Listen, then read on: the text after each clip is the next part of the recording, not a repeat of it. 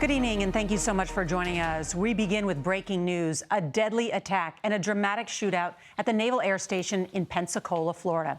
CBS News has learned tonight that the shooter, a pilot in Saudi Arabia's Air Force, had been in the U.S. for training since 2017.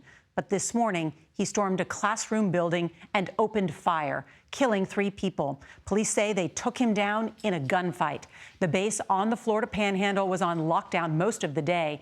It is the second shooting this week at a U.S. naval base. Tonight, there are questions about how a Saudi national got a gun and what motivated the killing.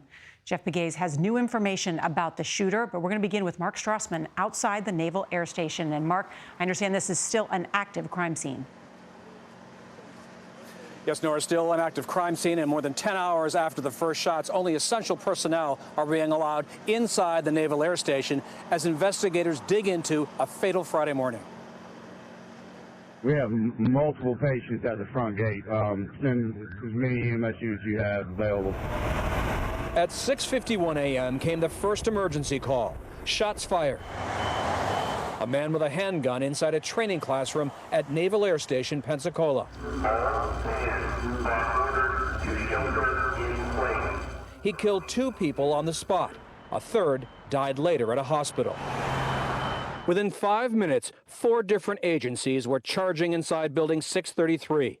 2 Escambia County deputies shot and killed the gunman. At 7:50, the threat was over.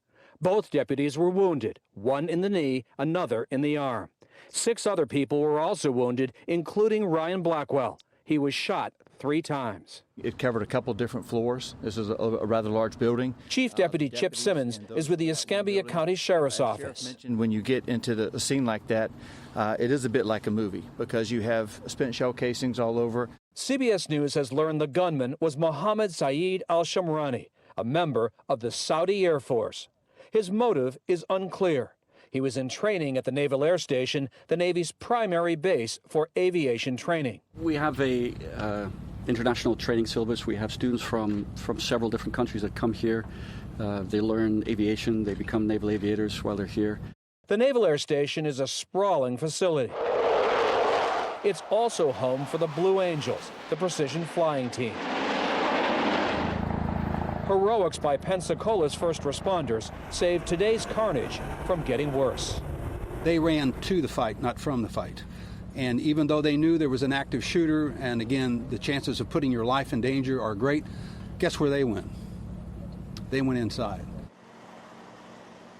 Like most Americans on the base, the Saudi airman was not supposed to be armed. The base commander told me, with few exceptions, only security personnel are supposed to carry weapons. And Nora, that will all now be part of the FBI's investigation. All right, Mark, thank you.